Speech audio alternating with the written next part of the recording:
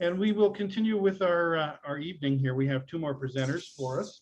And then if there's time, we're going to have an encore from Ed. But Rob Pfeiffer is in the room here. Hello, Rob. Are you ready to go? I believe so. All right. Well, I want to thank Mike and everyone for the opportunity here to show some of my photos. The program I've called Butler and Beyond, Recollections of Chicago Northwestern's Last Decade. I initially was going to call it Growing Up with Chicago Northwestern, but that would imply that it actually had grown up, so that wasn't an option. But basically, I lived about the first 25 years of my life on Milwaukee's northwest side, which was near Butler, still is. And so I had many opportunities to see and photograph the Northwestern. Not the best photo, I will admit, but with my 110 Instamatic in 1982, this is the best I could do. One of my very early railfan photos when I was about 13. Here's 1385 on its way up to Green Bay. This was when Northwestern entered into an agreement with Mid-Continent to, I guess, lease or borrow the locomotive. They were taking it up to Green Bay to be refurbished for some publicity runs that they were going to be doing. So this is just outside of Butler Yard. This is at 84th Street in Milwaukee in April of '82. It's heading toward the shoreline. By some miracle, I'd found out that it was going to be laying over in Butler, and this was on a Saturday morning, pretty early. I want to say about 7 o'clock or so. Somehow I talked my dad into taking me about a mile or two away from our house to watch this. And anyway, thus began my encounters with the Northwestern and my photography of them. Here it is crossing 84th Street. Again, it's my 110 Instamatic that my mother actually got for free when she opened a checking account. So, hey, you know, you work with what you got. Crossing 84th Street here, a couple of Jeeps helping it out.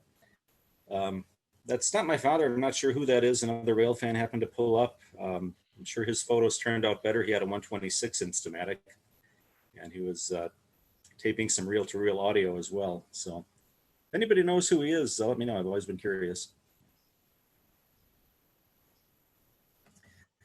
And Northwestern welcomed steam on their lines fairly frequently. Here's the 765. I believe this is about 1984.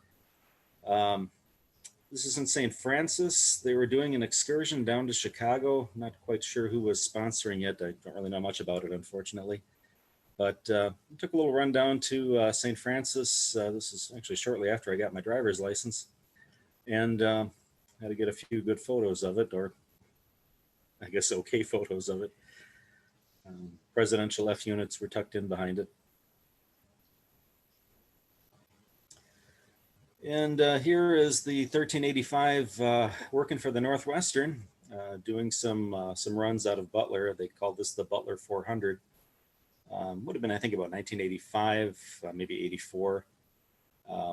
This particular one ran out to Sussex and back. And here it is departing under Hampton Avenue. It had an F unit bringing up the rear, but in this case, it was leading the train back from Sussex to Butler. This would have been at Pilgrim Road in Menominee Falls. Looks totally different now because there's now a bridge over the tracks. There's no more grade crossing. And the going away shot with 1385 bringing up the rear.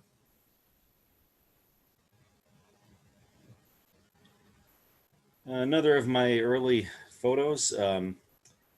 This is around Juneau, Wisconsin, on the line that's now the Wild Goose Trail. It used to be the Northwestern line from Kleinman Junction up to Fond du Lac.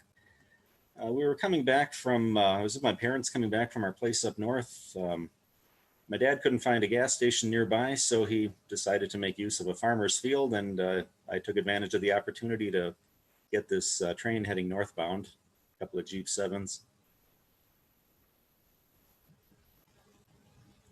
And within, I think, about 2 years after this, the line was abandoned.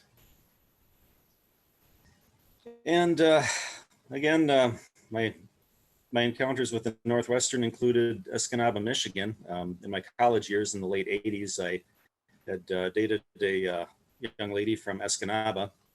And on New Year's Day of '89, forgive me my trespasses, but I just happened to wander up to the yard and happened to see these alcos, and I was just drawn by an irresistible impulse. Had to get some good photos, and I'm glad I did, actually.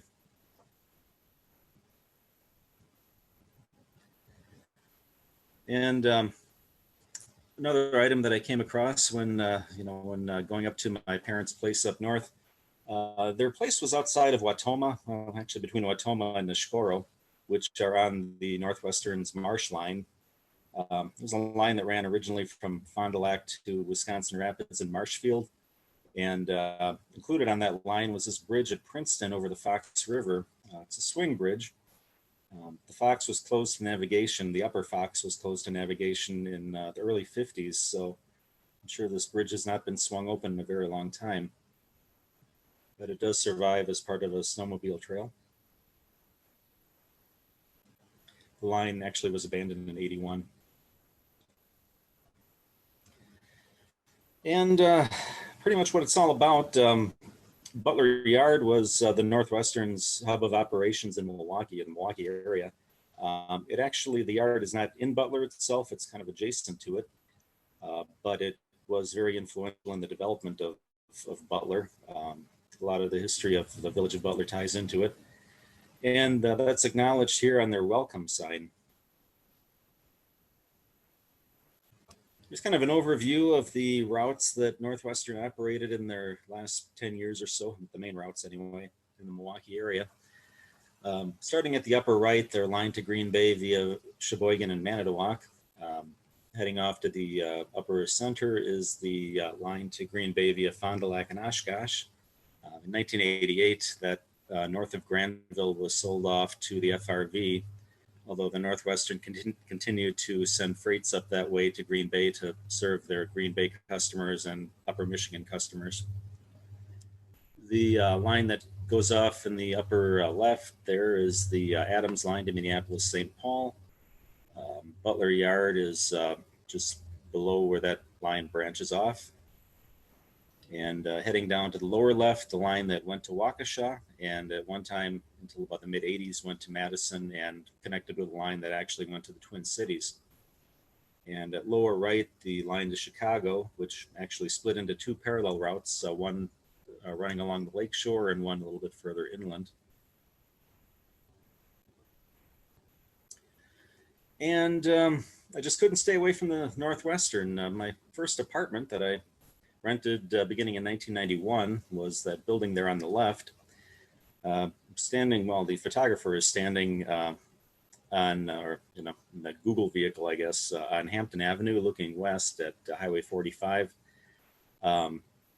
Off in the distance there where the road meets the horizon is the bridge over the Butler Yard. So needless to say, when this apartment became available, I took it right away. And I could actually, with binoculars or a zoom lens, I could actually even see to the engine house from my window on the second floor. Just going to continue on with a sampling of some photos that I took while I lived in the area. Pretty self-explanatory, just some shots from Hampton Avenue. The SD40-2s, which are pretty common. Jeep 7s were always working the yard. One in fresh paint. It's a SD24, an Operation Lifesaver. And here are some wigwags that had recently been decommissioned. And I guess just to clarify, they were okay with me being here. I was told by their, I don't know if he was actually their cop or their security guard, but the guy that used to drive the maroon Taurus, the Northwestern employee, basically had told me on a few occasions, as long as I don't cross tracks, he has no problem with me being there. So here's another Jeep, one of the SD50s. 40-2. Some Operation Lifesaver action. Business train behind the Jeep 50s that were running it in the early 90s. And on occasion, you'd get some variety. Union Pacific, of course, now is all you, well, pretty much all you see at Butler since they now own that facility. But get some Sioux Line coming through, some CSX, including predecessor paint schemes. Nice Jeep 30.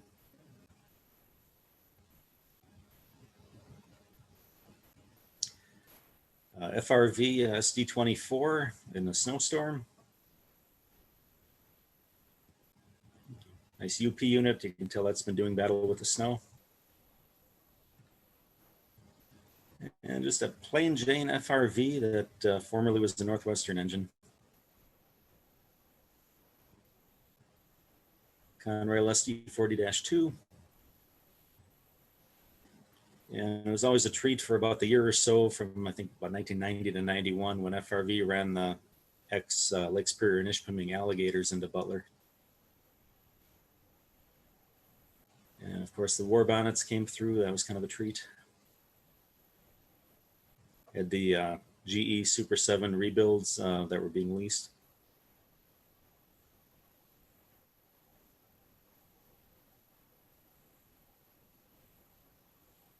And after the FRV was bought out by the WC in 1993, you would get the WC coming into Butler.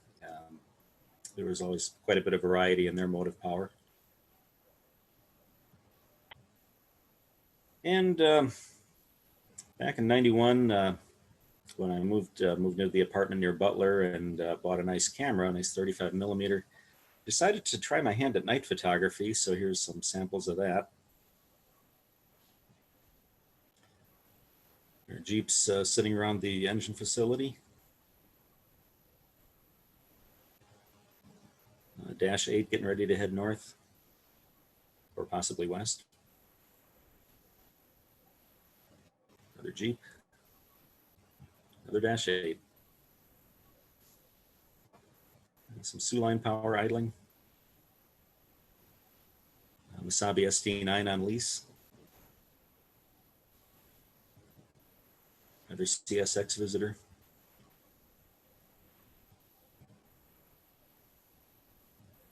It was quite a variety back then. This is all early 90s.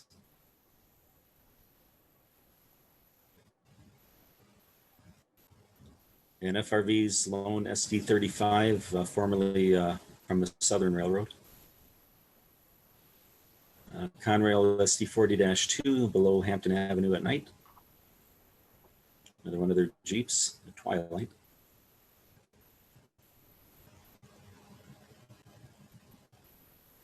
More CSX.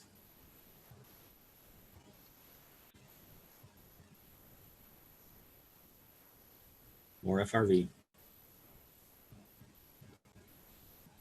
And a couple of Jeeps working the yard. That little squiggly off to the left-hand side there is the time exposure. That's the mark left by the lantern of the railroad employee walking alongside the train. Another Super 7 and a UP unit.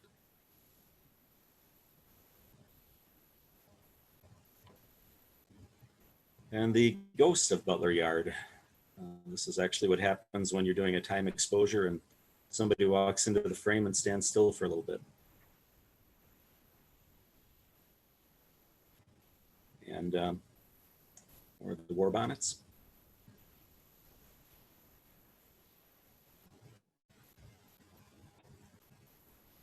And some Rio Grande power.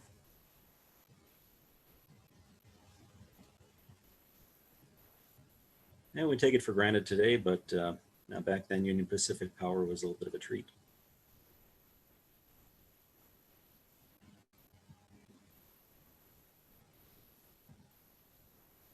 And the last new power that Northwestern bought, the Dash 9s.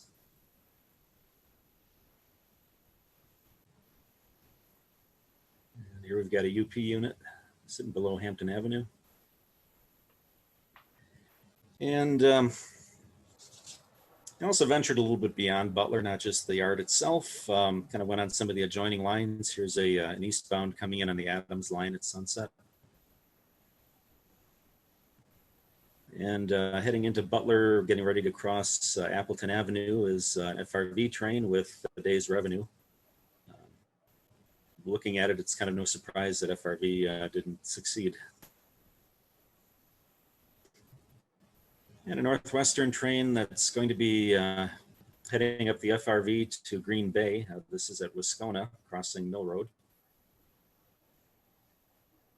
Same train at 107th Street, the old Granville, northwest side of Milwaukee. Nice little Chevette there in the foreground.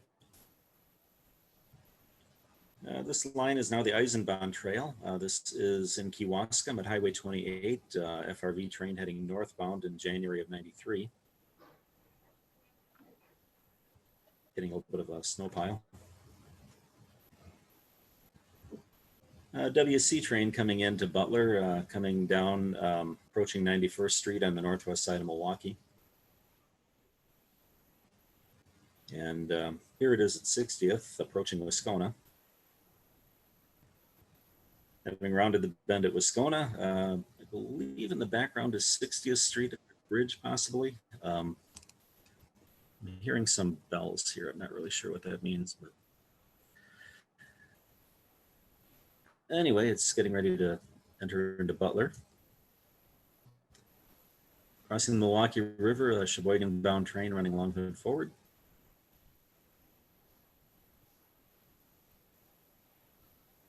And getting ready to go out on the Adams line behind a UPGE unit. This would be at Rockfield, Wisconsin, on the line heading toward West Bend. And here's at Freistadt Road, same train, Germantown. At Marcy Road in Menominee Falls on the Adams line. And the SD 45-2 6500 getting ready to head west on the Adams line. And here it is at Marcy Road.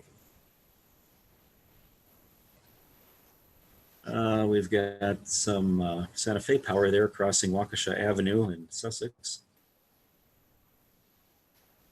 The bug line trail, the former Milwaukee Road grade, would be right underneath this bridge. And this would be around North Lake on the Adams line, about 1994-ish. Well, in 95, about the time that Northwestern was swallowed up by the UP, I bought my first house, which was on about 40th and Green Tree in Milwaukee, right near the line to Granville that eventually was part of the FRV beyond Granville. So about 3 blocks from my house, I got this shot here, crossing, this would be 43rd Street in Milwaukee, roughly the same location. And crossing Green Tree Road, they kind of made a little triangle there. Coal train getting ready to head up to Sheboygan, 91st Street. There's the General Lumber big star in the background. And as the 90s wore on, UP power became more evident and the Northwestern began to fade. Here we are again, Marcy Road and the Adams line, Menominee Falls.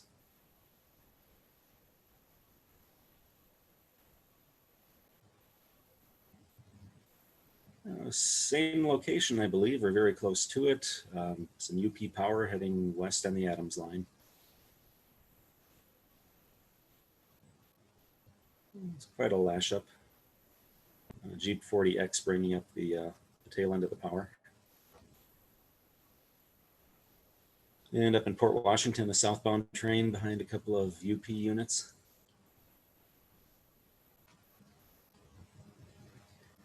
But you would still see some interesting things come through even under Union Pacific ownership. Here at Necedah, it's an ex-Northwestern SD40-2 that's been repainted and renumbered, but it's got the bell in the nose. It's pulling the business train westbound. toward the Twin Cities. And Union Pacific's business train behind their E units came through in 96 at Marcy Road on the Adams Line. Their United Way commemorative locomotive, about 1996 as well in Butler. And Union Pacific has never been averse to steam. They've kept the 844 running. They actually never retired it. It's been on the roster ever since they purchased it new. Here it is in it's 1996 or 97, coming through West Allis, heading for Butler. And the grand finale is the Big Boy, which came through, well, made a big tour of the Midwest in 2019 when it got back into service, but here it is at Maple Road in Sussex. And with that, I will bid you adieu and thank you. He was some terrific stuff there, Rob. Thanks. Big round of applause for Rob Pfeiffer, everybody. Thanks very much. And thank you, Rob, for Watoma/Nakoro. I will look for that swing bridge. It's actually in Princeton. For print, yeah. Yep. Yeah, you can still access it. It's on a public trail. Thank you. Thank you. Quite welcome. Excellent. Any questions? Any questions then for Rob? I'm sorry, Rob. Jason Franco, it's very interesting that you showed Escanaba. I grew up in Hermansville, Michigan, right off the Y, Sure. which is now owned by the Canadian National. Yes, quite a lot to see up there. Kind of an Alco Haven back in the 80s, but I missed most of that. It's called God's Country. Yep, definitely. Indeed. Yeah, Anything else? Between 88 and 90, I was up there quite a bit, but I missed a lot of the good stuff. You got some good stuff though, and you got a lot of other really great stuff right around Butler too. So nicely done, sir. Thanks. Anything else for Rob before we move on to our final scheduled presenter of tonight?